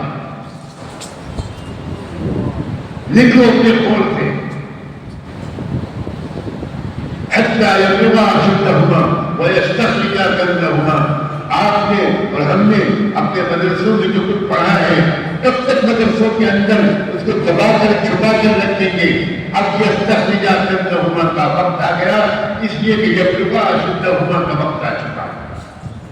نوجوان علماء بہت بڑی تعداد میں پورے ملک میں اس وقت موجود ہیں, بے چین اور بے قرار ہے, تنہائیوں میں آ کر مجھ سے کہتے ہیں کہ حضرت آگے بڑھیے, میں کیا کروں, میں کتنی شدید بیماریوں سے گزر رہا ہوں, آپ کاش کہ میری صحت کی دعا کر کے مجھ پر احسان کریں.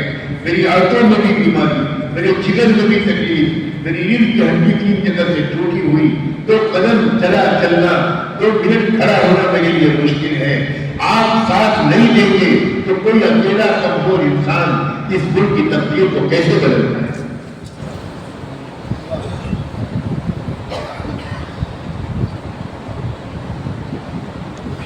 ایک تبدیلی کے لیے, ایک مثبت تبدیلی کے لیے, ایک صالح تبدیلی کے لیے, امن و انصاف کے نظام کو قائم کرنے والی تبدیلی کے لیے, سب کو انصاف دلانے والی تبدیلی کے لیے اس وقت ہمارے ملک کی زمین جتنی تیار ہے پچھلے کافی عرصے میں ایسی تیاری نظر نہیں آتی.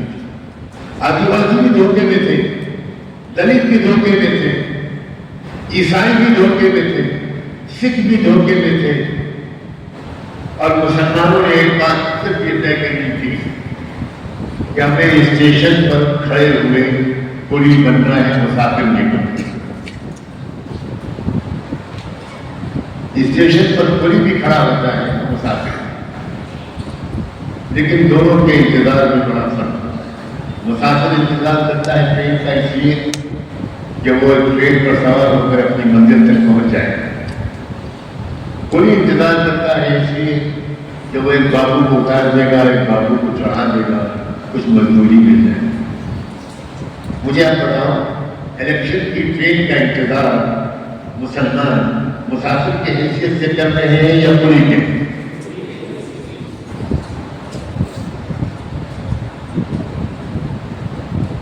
سب لوگوں سے جواب دیجیے. ایک پارٹی کو اتار دینا, ایک پارٹی کو چڑھا دینا.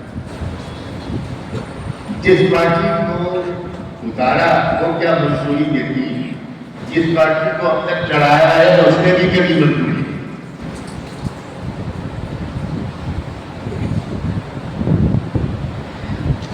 مجھے شکایت ہے اپنے بعض لوگوں سے کہ ہمارے نوجوان علماء کی سیاسی شعور کی تربیت نہیں کی گئی. ٹھیک ہے, زندہ باد کی طرح کے نعرے آپ خوب لگاتے ہیں, مرد آباد کے نعرے کو نہیں لگاتے, اس کی ہمت ہی نہیں.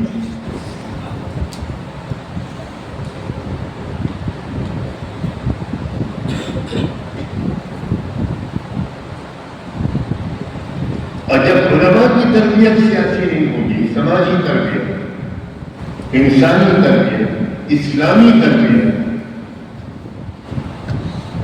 آپ کو جملہ عجیب سے لگ رہا ہوں, علماء کی اسلامی تربیت نہیں ہو رہی, یہ میں کیا کہہ رہا ہوں؟ پورے اسلام کی تربیت نہیں ہو رہی, تھوڑے سے اسلام کی اس میں کوئی خطرہ نہیں ہے اس کی تربیت. ہم اتنے اسلام پر عمل کرنا چاہتے ہیں جتنے کی کفر کی طاقتیں ہم کو اجازت دیتی ہیں.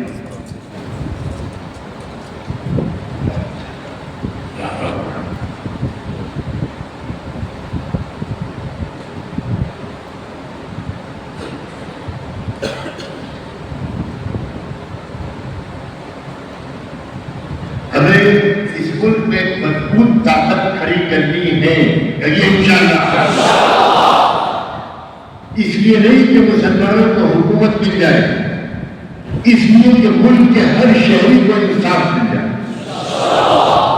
کسانوں کو انصاف ملے، ہندوؤں کو انصاف ملے، سکھوں کو انصاف ملے، عیسائیوں کو انصاف ملے، مزدوروں کو انصاف ملے، عورتوں کو انصاف ملے، کالجوں اور یونیورسٹیوں میں پڑھنے والے لڑکوں لڑکیوں کو انصاف ملے، غریبوں کو انصاف ملے، جیل کے قیدیوں کو انصاف ملے۔ انصاف کا قائم کرنا اسلام کا اہم ترین مقصد ہے۔ اسی لیے میں نے کہا تھا پوری اسلامی تربیت ہماری نہیں ہوئی۔ علماء جب جلسوں میں آپ لوگ تقریریں کرتے ہیں، خدا کرے کوئی غیر عالم اس بات کو نہ سنے تو آپ دعا کے پڑھتے انما یخشی اللہ من عباده العلماء اے نحن۔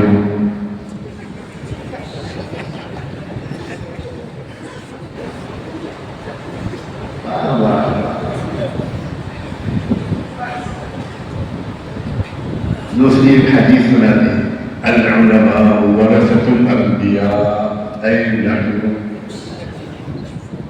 بالکل، اور اگر بات آپ کی شہادت دے رہا ہے آپ کیا کرو؟ شہید شاہدوں میں کر لیا جب دن آیا کہ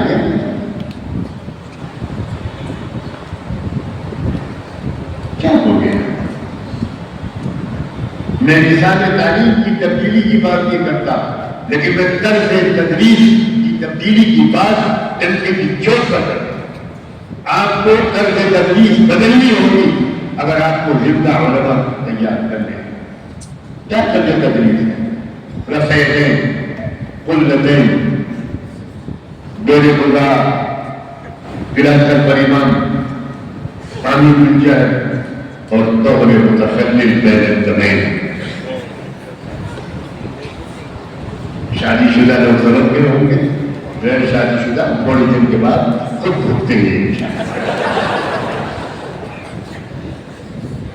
میں پیشگی ان کی تعزیت کرتا ہوں۔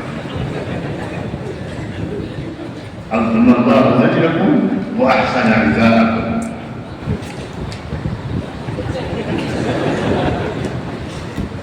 دل سے آمین کہے اور آمین مل جائے تو خیر ہم لوگ ہیں۔ اللہ آپ سب کو ہنستا مسکراتا رہے، دونوں جہان میں آپ کے ہمیں اور آپ کو خوشیاں مل جائیں۔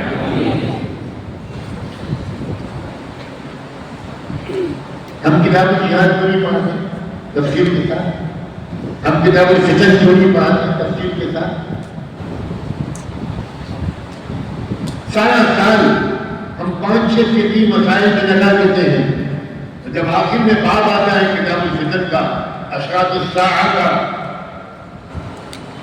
جب خلیفہ عادل کا تذکرہ آتا ہے تو اس وقت کیا ہوتا ہے؟ پڑھو پڑھو پڑھو، جلدی پڑھو جلدی پڑھو، دوڑے والے جلدی پڑھو، دورہ حالات کے اوپر۔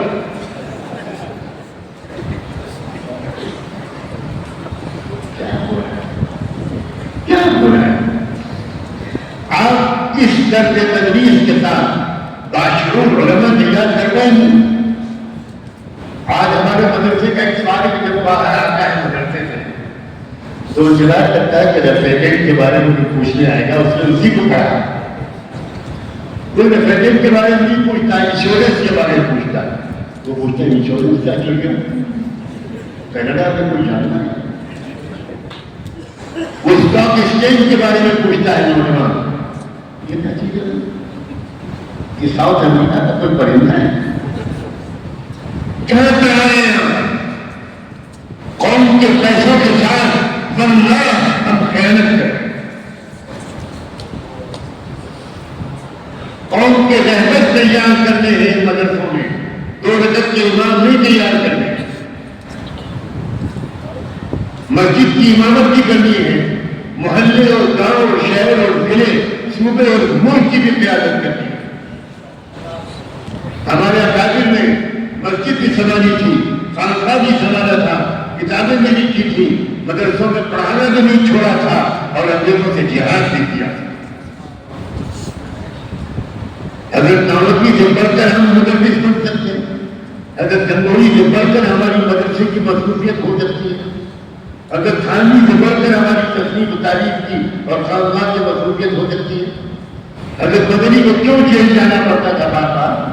کیا وہ یہ مجھے نہیں کر سکتے کہ میں شیخ العزیز ہوں، میرے پاس کہاں وقت ہے، میں تو دورے کی کتابوں کو پڑھاتا ہوں، بھائی آپ لوگ سنبھالو، میں نہیں کروں گا یہ کام۔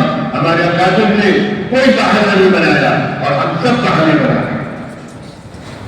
ہمیں تدریس بھی کرنی ہے، ہمیں امامت بھی کرنی ہے، اور مسجد کے ائمہ حضرات سن لیں، مسجد کی امامت اتنی بڑی چیز ہے کہ خلافت راشدہ کا جب مشورہ ہوا وفات نبوی کے بعد، تو سیدنا عمر رضی اللہ عنہ نے کیا دلیل پیش کی تھی؟ صدیق اکبر کو مخاطب کرتے ہوئے کہا تھا کہ اللہ کے رسول نے ہماری نمازوں میں آپ کو امام بنایا تھا، جو نمازوں کا امام بنے گا وہی امت کا امام بنے گا۔ آئیے میں آپ کے ہاتھ پر بیعت کرتا ہوں، تو نمازوں کا امام اگر امت کی امامت نہیں کر رہا، اپنے محلے کی امامت نہیں کر رہا، اپنے ضلع کی امامت نہیں کر رہا، تو مصلح امامت کے ساتھ وہ خیانت کرے۔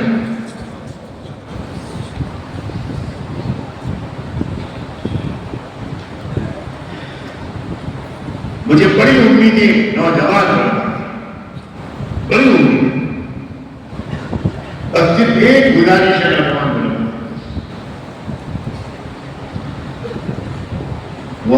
فلولا نفر من كل فرقة منهم طائفة ليتفقهوا في الدين ولينذروا قومهم إذا رجعوا إليه لعلهم يحذرون۔ ينذروا قومهم، قومهم سے مراد صرف مسلمان، تفقہ فی الدین، کیا علماء یہ کہہ سکتے ہیں کہ ہمیں اسلام کی گہری سمجھ حاصل ہو گئی؟ آپ یہ تو کہہ سکتے ہیں کہ مسلک کی سمجھ حاصل ہو گئی، لیکن اگر آپ سچ بولیں تو آپ یہ نہیں کہہ پائیں گے کہ ہمیں اسلام کی گہری سمجھ حاصل۔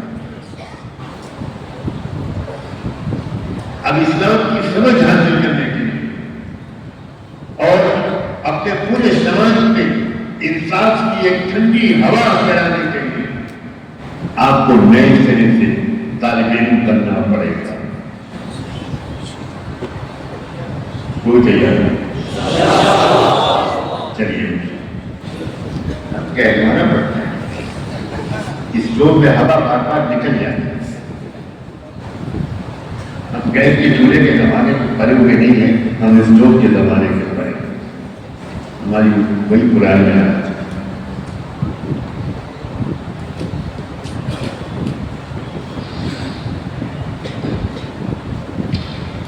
اللہ کا شکر ہے، یہ ہمارے اکابر و مشائخ کی دعاؤں و توجہات کا نتیجہ ہے، میری والدہ مرحومہ کی دعاؤں و تمناؤں کا نتیجہ ہے، میرے والد صاحب کی اور تیسرے اکابر کی تربیت کا نتیجہ ہے۔ میں کیا واقعات سناؤں، شیخ العزیز حضرت مولانا زکریا کا کیسا پیار مجھے حاصل، کیسا لاڈ مجھے حاصل، میں قیامت میں ان کو کیا دکھاؤں، بڑا لاڈ، بڑا پیار حضرت شیخ۔ اللہ ایک واقعہ سناؤں یا تھک گیا؟ میری تکان کی کوئی پرواہ نہیں۔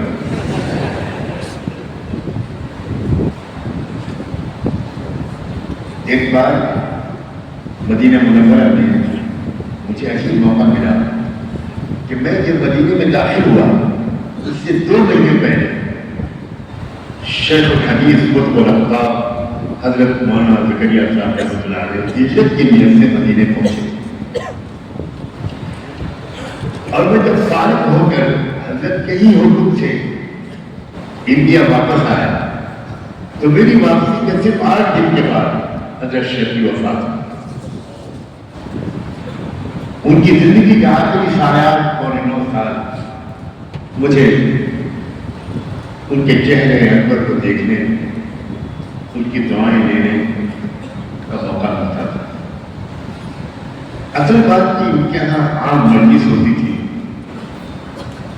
شیخ العزیز عجیب طرح کے ایک شیخ تھے، کوئی تقریر نہیں، کوئی گفتگو نہیں، کچھ نہیں۔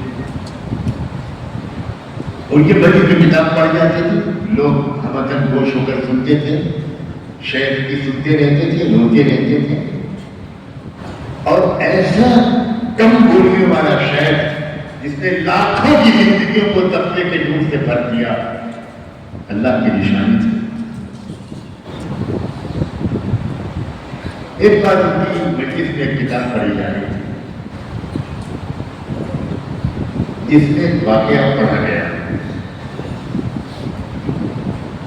کہ نامدیوں کا فلاں بزرگ کے خادم اپنے شہر کا اگالدان صاف کرنے کے لیے لے کر باہر نکلے تو اگالدان کو پھینکنے اور بہانے کے بجائے انہوں نے ہماری محبت اور عقیدت کے اس کو پی لیا.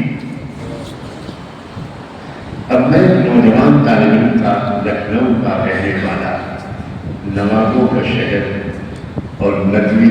یہاں اگر کوئی ندوی بیٹھا ہو تو سمجھ جائے میں کیا کہنا چاہتا. ندوی وہاں حضرات کا بن گیا، بڑا نازک مزاج تھا. اب یہ جو اگالدان پینے کی بات سنی تو مجھے اٹھا ہے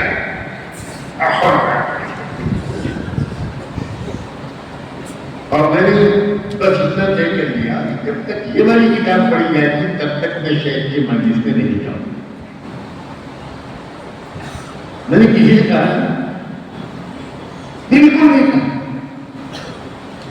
اور اندازہ لگا دیا کہ 4 دن 5 دن کے بعد یہ کتاب ختم ہو جائے گی. 5 دن کے بعد میں آ جاؤں. مگر اگالدان والی کتاب نہیں سنی. 3 دن انتظار کیا میرا ادرش ہے. لاکھوں پروانے جس شمع پر ٹوٹ پڑتے ہوئے 3 دن انتظار کیا اور چوتھے دن اپنے خلیفہ ملک عبدالحفیظ مکی کو ہماری جامعہ یونیورسٹی میں بھیج دیا، جاؤ سجاد کو بھی بلا کر. میں لائبریری میں بیٹھا ہوا کچھ نوٹس لے رہا تھا. ملک عبدالحفیظ صاحب داخل ہوئے. میں چونک گیا یہ کیوں آ رہے اور وہ مجھے ڈھونڈ رہے. میں نے اشارہ کیا ان کو. میں کیا کہ کیونکہ اس وقت اس زمانے میں میرے والد صاحب سخت بیماریوں سے گزر رہے تھے. مجھے ایسا لگا کہ شاید ان کے انتقال کی خبر آئی ہے شیخ کے پاس اور شیخ نے یہ چاہا ہے کہ مجھے اپنے پاس بلا کر اور پھر وہ خود خبر سنائے تاکہ مجھے کچھ تسلی رہے. میں جلدی سے اٹھا، اپنے پروفیسر صاحب کی اجازت مانگی اور میں ان کی گاڑی میں بیٹھ گیا. راستے میں ملک عبدالحفیظ صاحب نے اپنے عام مزاج کے خلاف مجھ سے کوئی بات نہیں کی، جبکہ وہ بڑے مزاحیہ آدمی تھے. اور میں یقین ہو گیا یقیناً کوئی ایسی المناک خبر ہے. تو چپ چاپ دعا کرتا ہوا شیخ کے پاس پہنچا. جب شیخ کے کمرے میں گیا تو شیخ نے پردہ کھینچوا دیا اور ان کا ایک خادم خاص سے ابوالحسن نام تھا ان کا. انہوں نے ان کو کہا ابوالحسن تو بھی بات ہو جا. سب کو نکال کر اکیلا میں اور شیخ اب میں ڈر گیا. حضرت شیخ فرق پر تھے، معذور تھے. میں ان کے سامنے جا کر کھڑا ہو گیا، سلام کیا. جانتے ہیں شیخ نے کیا کہا؟ اللہ. شیخ نے مجھ سے فرمایا پیارے تو نے والا کیوں چھوڑ دیا؟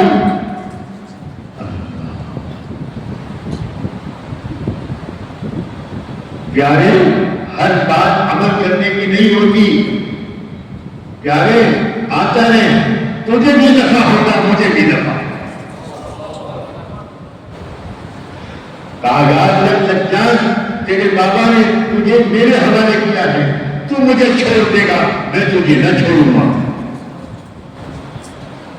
میں گر پڑا شیخ کے قدموں پر اور پھوٹ پھوٹ کے روئے، پھوٹ پھوٹ کے روئے.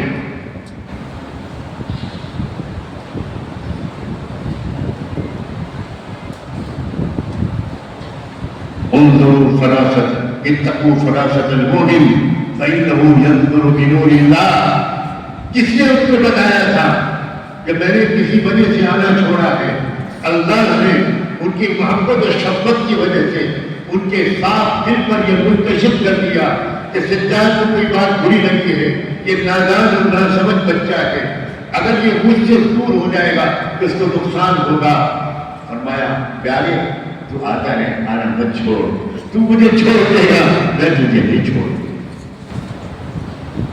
اسی لیے میں نے کہا تھا تلاش کرو اللہ والوں کو, سب مشغولیتوں کو پیچھے کرو, اللہ والوں کے پاس جاؤ, فراست والوں کے پاس جاؤ, نورانی دلوں کے والوں کے پاس جاؤ, تب وہ طاقت کرے گی کہ پوری دنیا کے سب سے ظالم حکومتوں کے سامنے تم کلمہ حق کہہ پاؤ گے. افضل الجہاد کلمۃ حق عند سلطان جائر.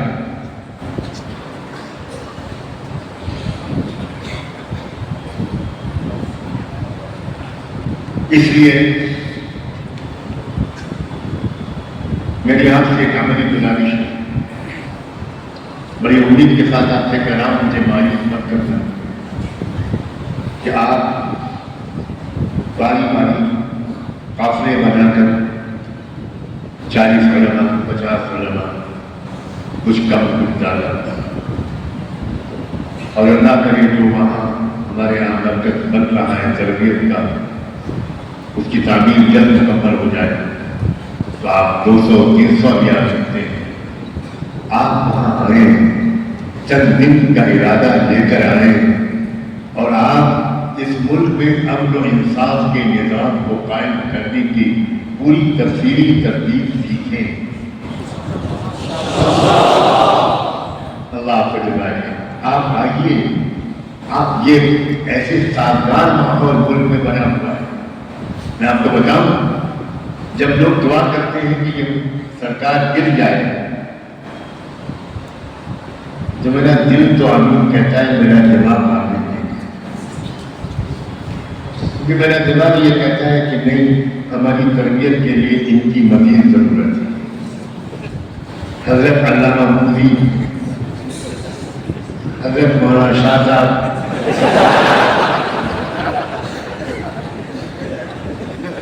المربیان الجلیلان, القائدان العظیمان, کیونکہ اللہ تعالیٰ نے دیکھا کہ یہ نہیں سن رہے, نہیں مانتے, نہیں مانتے, تو اللہ نے کہا کہ بھائی اب جمالی تربیت سے کام نہیں چلے گا, اب جلالی تربیت کی ضرورت ہے. اور اللہ کے خزانے میں جلالی تربیت والے بہت ہیں, ابھی آپ نے دیکھا ہی کیا.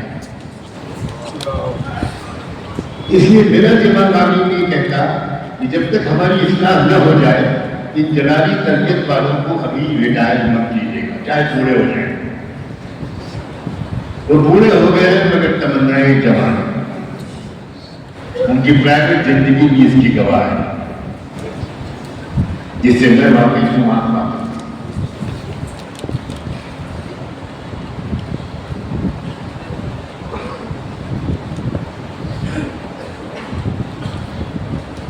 ایک صاحبہ تھی, اس کی کاغیرہ میں نظر لگ گئی اور وہ الیکشن ہار گئی. اور جب وہ الیکشن ہاری تو اس کا ایک ساتھ کوچنگ میں جانا بند ہو گیا. جہاں وہ بنا روک ٹوک جاتی تھی اور کچھ اچھے خوشیوں بڑے لمحے گزارنے میں مدد دیتی تھی. خوش کرنا تو اچھا تھا, یہ سوال ملتا ہے. اب وہ چونکہ الیکشن ہار گئی, تب ایک دوسری صاحبہ کو قرب دیا گیا تقدم, تاکہ وہ خوش کرنے کی سعادت حاصل کرے. ہماری ہمدردیاں دونوں کے ساتھ. الحمدللہ تفصیل نہیں سمجھا, اللہ کا شکر, بہت اللہ کا شکر. ہاں, مجھ سے دوستی کرو گے تو میں کان میں نام نہیں بتا دوں, مگر آپ خوشیوں کے چکر میں نہ پڑ جاؤ, ابھی جوان ہوں.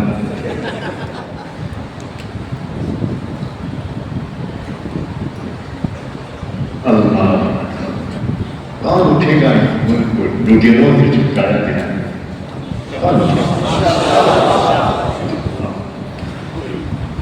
واقعی اگر صرف یہ مجمع مجھ کمزور کا ساتھ دے دے، میں وعدہ کرتا ہوں کہ مہاراشٹر سے شروع کر کے بھارت کی تقدیر بدل کے دکھاؤں۔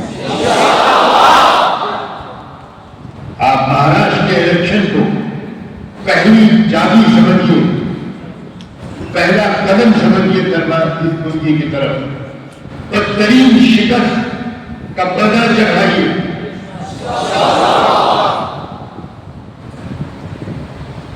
پارٹی بدلنے والوں کو بھی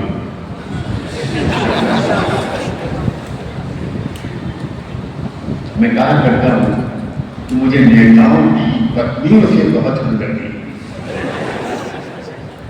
اس کی وجہ یہ ہے کہ وہ صبح سفید دھوتی پہن کے اسمبلی یا پارلیمنٹ میں جاتے ہیں، 2 گھنٹے کے اندر پتنی کو فون کرتے ہیں کہ ڈرائیور کو بھیج رہا ہوں، جلدی سے پیلی والی دھوتی بھیجو، مجھے پارٹی بدلنی ہے۔ بحث لمبی ہوتی ہے، اجلاس لمبا ہوتا ہے، 5 بجے شام کو دوسرا فون آتا ہے کہ مجھے نیلی والی دھوتی اور سے بھیجو، مجھے پارٹی کیوں بدلنی؟ یہی نہیں تھا۔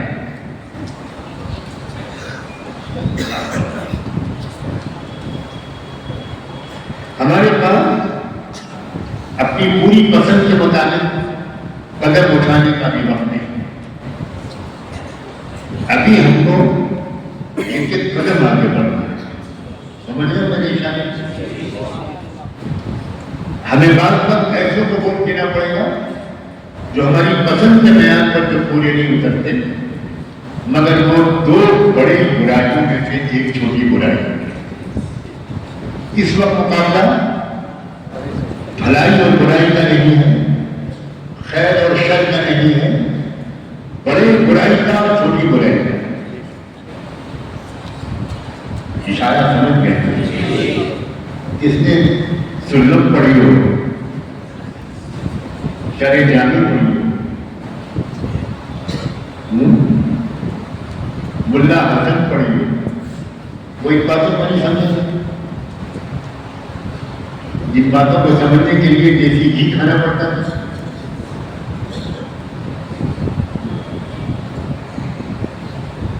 ہر علاقے میں لوک سبھا الیکشن کی طرح آپ کو اشاروں کی بنیاد پر، رہنمائی کی بنیاد پر آپ کو اپنی قوم کو متحد کرنا ہے۔ یہ پہلا لوک سبھا کا الیکشن تھا جس میں بڑے بڑے پارٹیوں کے لیڈروں نے مجھ سے آ کر کہا کہ بھارت کی تاریخ میں پہلی مرتبہ علماء نے، مساجد کے ائمہ نے اور مسجدوں نے ایک بڑا کردار ادا کیا، اور اس کے نتیجے میں وہ رزلٹ آئے جس کی خود ان کو بھی امید تھی۔ آپ اپنی طاقت کو پہچانیے، اپنے علاقے کے اندر ساری گروپ بندیاں ختم کر دیجیے اللہ کے بعد، آپوں کے جھگڑے ختم کر دو، اپنی پورے غصے اور لڑائی کی صلاحیت کو ایک طرف لگاؤ، آپ اپنے اس کو ضائع مت کرو، چھوٹے موٹے اختلافات کو بھول جاؤ، گلے لگ جاؤ، ایک دوسرے کو معاف کرو، ایک دوسرے کی معافیاں مانگو، اور پھر ایک نشانہ لگاؤ کہ یہ ملک ان لوگوں سے چھٹکارا حاصل کرے جو سب پر ظلم کر رہے ہیں، صرف مسلمانوں پر نہیں، سب پر کر رہے ہیں۔ مجھے بہت امید ہے کہ اگر آپ اور مختلف حضرات کے آئے ہوئے علماء یہ سب مل کر کام کریں گے تو انشاءاللہ مہاراشٹر کی پوتر دھرتی میں کسی کی ارتھی جلائے جائے، دفن کر دیں انشاءاللہ۔ اگر یہ 4 صوبوں میں ملک کو توڑنے والے نفرت کے سوداگر اگر یہ پوری طرح ہار گئے تو ملک انشاءاللہ مثبت سمت میں ایک نیا سفر شروع کرے گا۔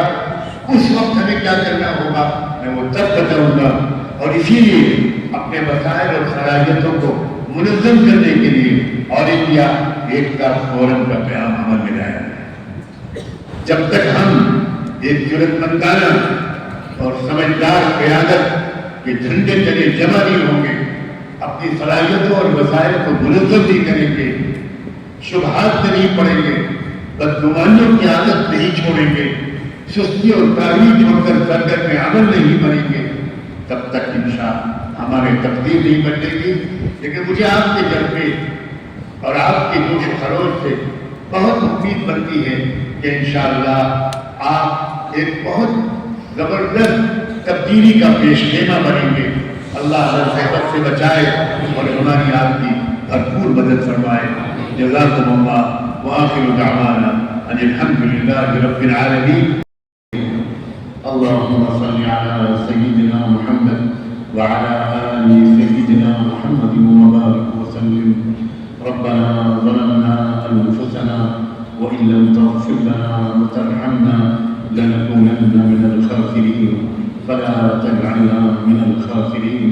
اللهم اهدنا فيمن هديت وعافنا فيمن عافيت وتولنا فيمن توليت وبارك لنا فيما أعطيت وقنا واصرف عنا برحمتك شر ما قضيت فإنك تقضي ولا يقضى عليك إنه لا يذل من واليت ولا يعز من عاديت تباركت ربنا وتعاليت نستغفرك ونتوب إليك نستغفرك ونتوب إليك اللهم عليك بأعدائك أعداء الإسلام والمسلمين اللهم شتت شملهم اللهم مزق جمعهم اللهم دمر ضياءهم اللهم نكس أعداءهم اللهم فل حجهم اللهم خذهم أخذ عزيز مقتدر اللهم حرر المسجد الأقصى من براثن اليهود الصهاينة الغاصبين